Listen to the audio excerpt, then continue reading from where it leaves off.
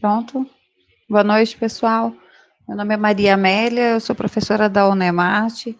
Fui convidada pelo professor Hilton para poder ministrar para vocês a aula sobre acolhimento com classificação de risco, qual a sua importância, por que dela, né, estar nos sistemas, nas unidades de saúde, e trabalhando juntamente também com as unidades básicas também de saúde. Bom, gente, primeiro, para a gente poder ter em mente, com relação à classificação de risco, nós precisamos, o que ela aborda? Ela aborda uma análise, né, que é a análise do grau de necessidade do usuário, e também uma ordenação, que é do atendimento de acordo com o nível de necessidade de cada usuário. Com base em técnicas, né, que são os protocolos, a experiência, a postura do profissional, e não somente na subjetividade e a sensibilidade de quem está na porta. Então, eu não posso classificar conforme o que eu penso. Para isso, eu preciso fundamentar minha classificação com a base técnica, né? Então, nós temos como suporte os protocolos, a experiência, também conforme você vai classificando as capacitações e a postura. Os principais objetivos da classificação de risco. Primeiramente, identificar prontamente as condições de risco de perder a vida daquele paciente, daquela pessoa que procura ou que é levada até o atendimento na unidade de saúde. Então, significa passar na frente, tá? Dependendo do grau de complexidade, do grau de gravidade, então, geralmente, ele vai estar passando, vai ter o atendimento prioritário. Agir também no tempo terapêutico, vai ser abordado daqui logo adiante também, numas classificações que eu vou passar para vocês, e organizar o processo de trabalho e espaço físico, né, do pronto-socorro ou do atendimento da unidade de urgência e emergência. Com isso, consequentemente, eu vou estar diminuindo também a superlotação dessa unidade. Extinguir a triagem que geralmente era utilizada, era realizada por porteiro, recepcionista. Em alguns lugares, eles triam, só uma ressalva que não usa mais esse termo triagem, que é a classificação. E assim, no primeiro contato com o profissional de saúde, geralmente eram essas pessoas que acabavam fazendo uma triagem lá, que não era embasada nos protocolos, em manuais, não era uma triagem sistematizada. Extinguir também a triagem médica, que geralmente ela era baseada naquela pergunta, quem não vou atender? Ah, só vou atender quem é de urgência, quem não é de urgência, de emergência, eu não vou estar atendendo. Também priorizar de acordo com os critérios clínicos, né, como já foi dito, e não por ordem de chegada ou de acordo com a sensibilidade de quem recebe. Há um tempo atrás, geralmente nas unidades de saúde, era atendido conforme a ordem de chegada. Quem chegou primeiro, era atendido primeiro. Hoje nós sabemos que é quem tem maior necessidade, independente do horário que chegue.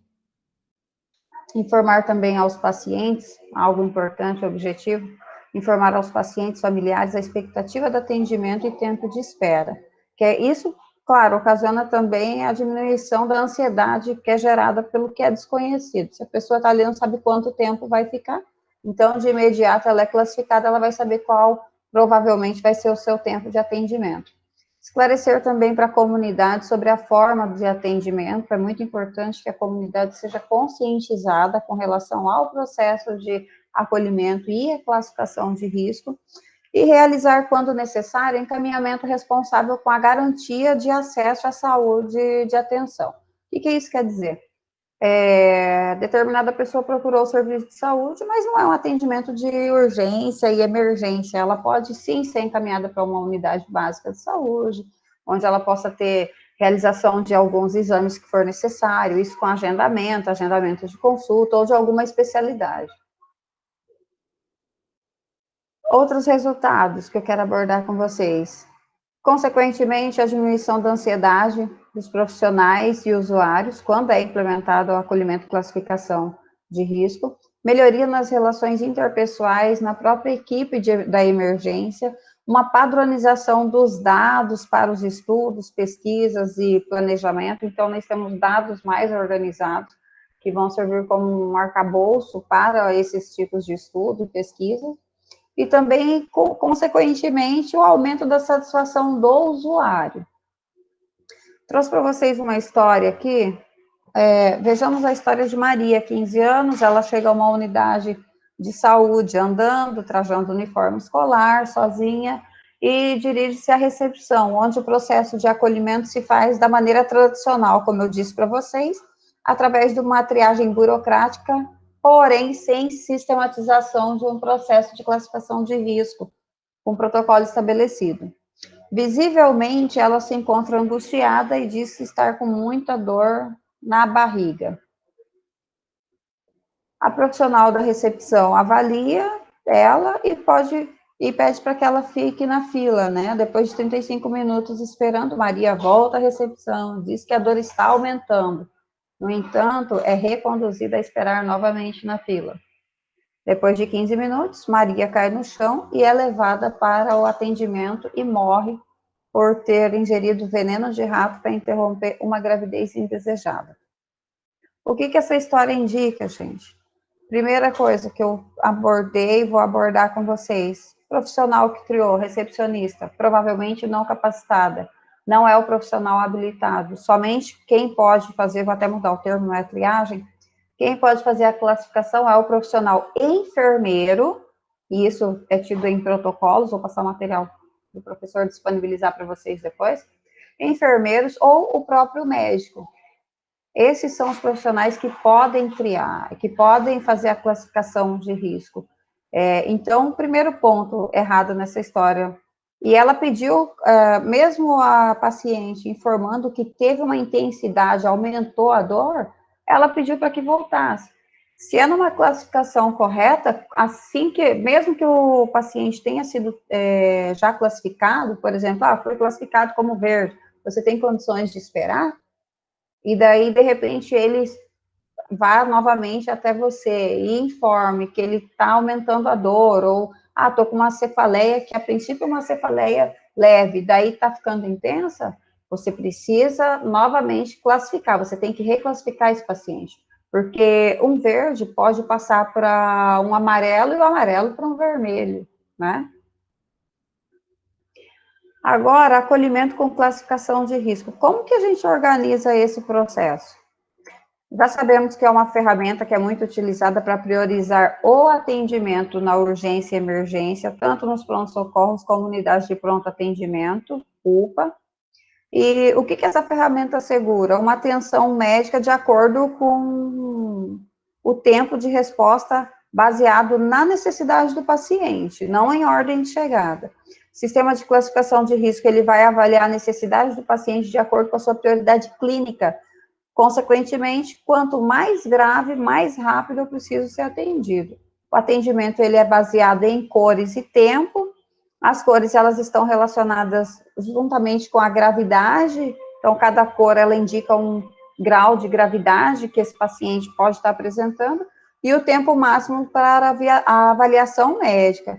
Então, portanto, nós temos as cores azul, verde, amarelo, laranja e vermelho.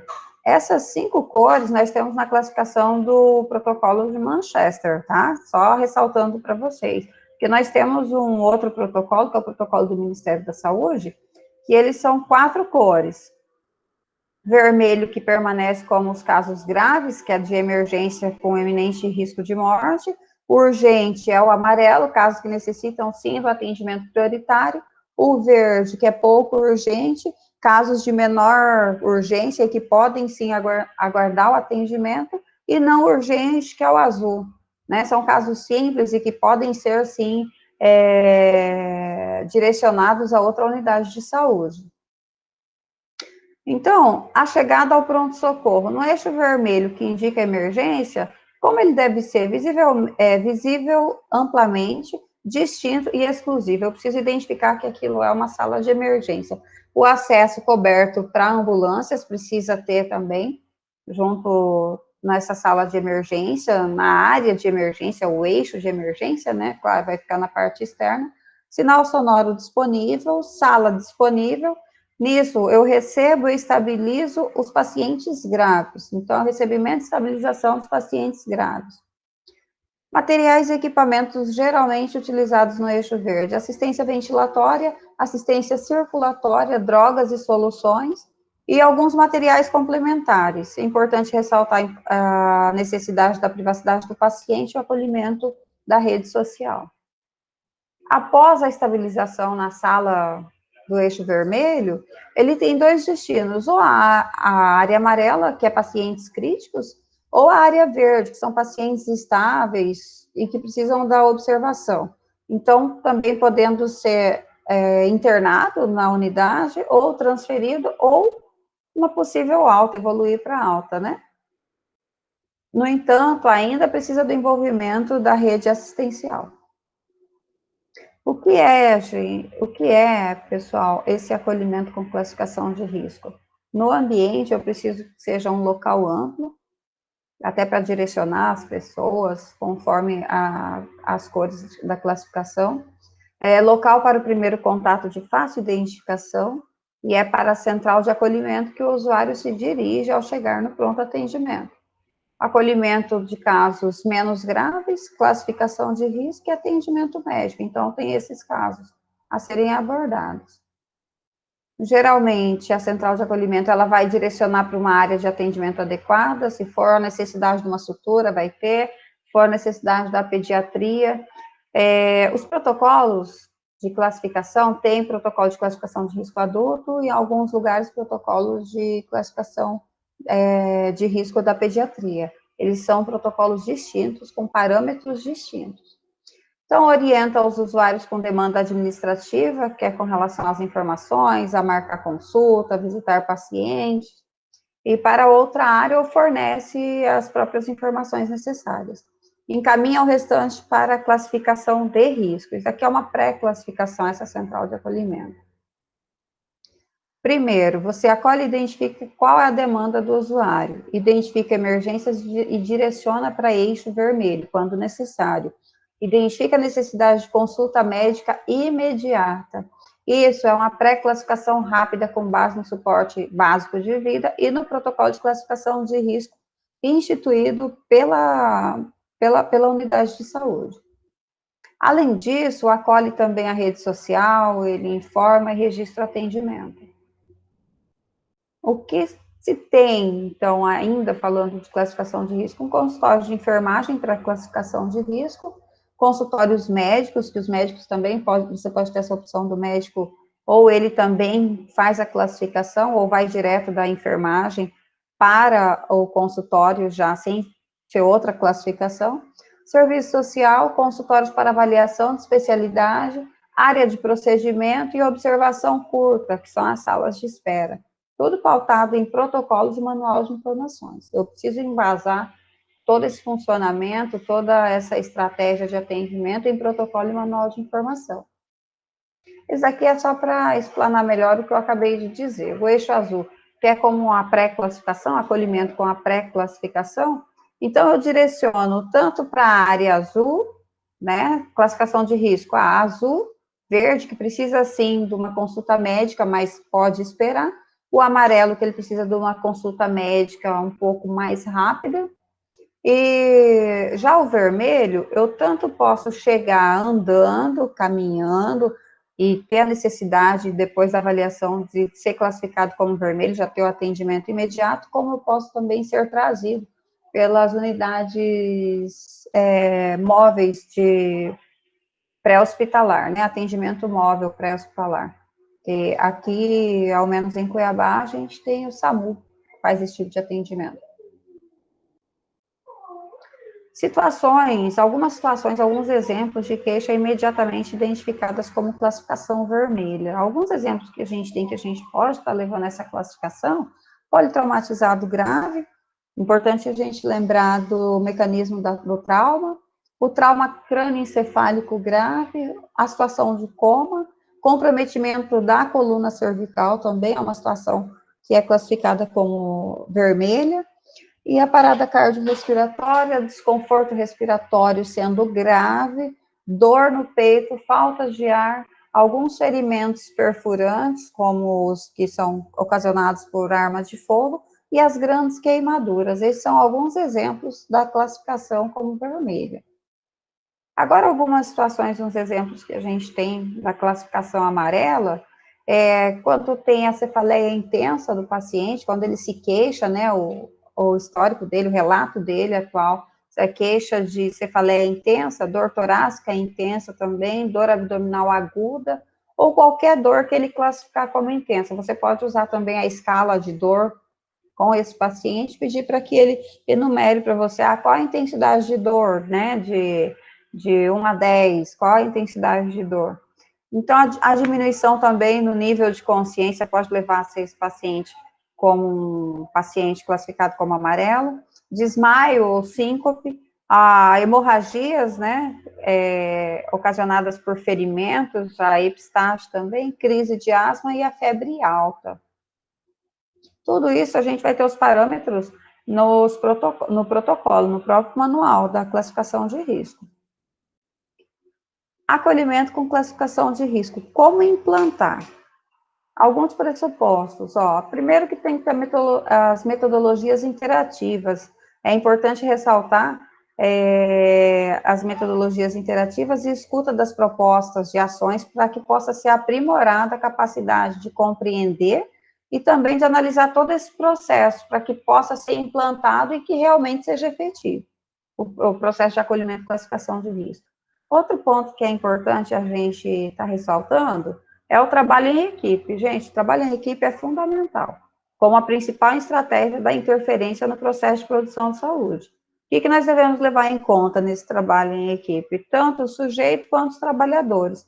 Que esses, quando mobilizados da forma correta, né, eles são capazes de transformar realidades, transformando-se eles próprios, né, nesse mesmo processo. É importante ressaltar isso, uma boa sintonia com a equipe faz com que o trabalho flua cada vez melhor. Algumas recomendações, ser estimulado também a prática de oficina de sensibilização, para discussão sobre o acolhimento com classificação de risco, com todo pronto atendimento. Nisso eu posso estar abordando os contextos, conceito, fluxo interno, fluxo externo, e principalmente com a participação dos usuários. É importante que seja bem abordado, explanado, os fluxos interno e externo. Desde a recepção até o médico, é importante que todos tenham o mesmo conhecimento com relação a esse fluxo. Constituição também de um grupo de trabalho, né, de planejamento e operacionalização da implantação do acolhimento. É importante que tenha também esse grupo de trabalho em prol da classificação. A elaboração do plano de trabalho com o envolvimento da equipe multidisciplinar. Isso pode envolver assistente social, a equipe de enfermagem, enfermeiro, profissional médico, o farmacêutico, se tiver também na unidade, a farmácia também pode estar alinhando junto com esse grupo. Adequação da área física com a discussão da ambiência, a sinalização na unidade de urgência e emergência, com participação ampla do colegiado da unidade. Esse tópico que eu estou falando aqui, abordando com vocês, essa discussão é tudo pautada em recomendações já do Ministério da Saúde. Se você baixar uma planta, que possivelmente você encontra ela na internet, das orientações de como tem que ser o ambiente, a sinalização da unidade de saúde, tem que seguir todos os critérios, os parâmetros do Ministério da Saúde, não é algo que a gente cria. A gente precisa estar seguindo conforme, até para que tenha a acreditação da unidade. Então, a elaboração do protocolo de atendimento, com o apoio da equipe multidisciplinar, eu não posso simplesmente pegar um protocolo, utilizar um protocolo que alguma cidade no Maranhão use, ou alguma cidade em São Paulo, ou outro estado, não é dessa forma. Eu preciso elaborar juntamente com essa equipe, com aquele grupo de trabalho que foi citado anteriormente. A elaboração do material de divulgação também é importante. É importante as reuniões com o Conselho de Saúde, a participação ativa do Conselho de Saúde, fórum de urgência e emergência, e a participação dos usuários nessa mesma divulgação. Ainda, né, ressaltando sobre a realização das oficinas de sensibilização, com os trabalhadores da unidade de urgência e emergência. Como eu disse, a participação de recepcionistas, porteiros, auxiliar de enfermagem, médicos, segurança, enfermeiros, todos para discussão dos conceitos e fluxos. Como funciona? Por exemplo, eu posso não estar ativamente inserido no fluxo ali do atendimento, mas eu posso informar como ele funciona, tanto com segurança da unidade, a recepcionista pode estar informando. Isso vai evitar que o paciente fique ali perdido ali naquele ambiente. Uma seleção no quadro existente, né, já de funcionários, e a capacitação dos trabalhadores com perfil para serem os acolhedores entre auxiliares de enfermagem, funcionários administrativos e estagiários. Só para explicar para vocês, essa capacitação ela é importante para todos, como foi dito no tópico acima. Mas quem pode trabalhar ativamente, que tem respaldo para que trabalhe como classificador? Eu tenho o profissional enfermeiro, a enfermagem está ok para trabalhar, e o profissional médico. Importante ressaltar, eu preciso ser um enfermeiro classificador, ou preciso ser um médico classificador. Para isso, eu preciso dos cursos de capacitação. A implantação, geralmente redimensionamento da equipe, recrutamento, um remanejamento de assistentes sociais e psicólogas para a unidade de urgência e emergência. Na implantação, eu preciso desses profissionais. Capacitação da enfermagem, como já foi dito, com perfil para execução do acolhimento, com a classificação de risco. Construção e distribuição do protocolo, além de eu construir e elaborar o protocolo, eu preciso distribuir, né, de risco para todos os funcionários da unidade, para que eles tenham conhecimento e também possam dar sugestões de melhorias. O envolvimento importante na implantação, o envolvimento do Conselho Local de Saúde na orientação aos usuários e presença da equipe da Diretoria de Urgência e Emergência, apoiando principalmente essa fase inicial da implantação. É importante que o Conselho, essas unidades, todas estejam envolvidas na implantação. É importante também nós visarmos as reuniões rápidas, as rodas de conversa, com a equipe do acolhimento para a solução de problemas que vão ser identificados, principalmente na fase inicial. A mensuração do atendimento e dos tempos também devem ser discutidos. Discussão com a equipe médica e de coordenadores da unidade de urgência e emergência. Geralmente, esses vão ser os integrantes também daquele grupo de trabalho mencionado anteriormente, para uma adequação dos fluxos de atendimento, em como está elaborando e como está executando esse fluxo de atendimento. Avaliação e adequação. A análise, ela precisa ser diária dos dados, geralmente nós temos esses dados em relatórios que o próprio sistema fornece, vai depender de cada unidade, mas a análise diária dos dados obtidos pela classificação de risco. Com isso, eu consigo o parâmetro de quantos por cento eu tenho de atendimento amarelo, quantos por cento eu tenho atendimento vermelho, verde, para ver realmente se aquela unidade está seguindo o seu perfil. Pesquisa sobre o grau de satisfação dos usuários e trabalhadores, isso é importante que ocorra. A identificação de problemas externos que possam estar impactando diretamente no atendimento do serviço. Então, a revisão do fluxo de atendimento, isso vai ocorrer posteriormente, revisão também do protocolo e nova capacitação de enfermagem. É necessário que tenham novas capacitações. Reuniões periódicas de avaliação da implantação, juntamente com o levantamento dos problemas e também as soluções desses problemas. Gostaria de agradecer vocês pela atenção, procurei não estender muito tempo, mas basicamente o que vocês precisam estar verificando é isso, vocês precisam, qual que é a diferença, né, do protocolo de Manchester, qual que é a diferença do protocolo do Ministério da Saúde, ressaltando que do protocolo do Ministério da Saúde, para implementar qualquer unidade de pronto atendimento, é necessário que siga o protocolo do Ministério da Saúde, tá? Então, gostaria de agradecer vocês, vai ser disponibilizado também, vou ver se eu disponibilizo algum material para vocês, para leitura, além do vídeo. Muito obrigada e boa noite.